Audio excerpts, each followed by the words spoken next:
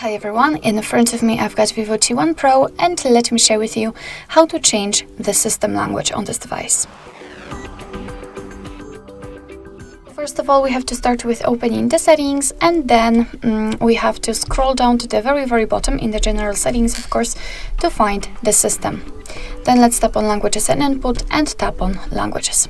As you can see, in my case, I've got two different languages added to this list, but let's add a new one so I can show you how to do it. Let's tap on add a language, and here we will be transferred to the list of available languages from which we can choose. So basically just find yours and tap on it. So let me pick maybe French. Just tap. Sometimes, of course, you will be able to pick the region, so again tap on the one you'd like to use.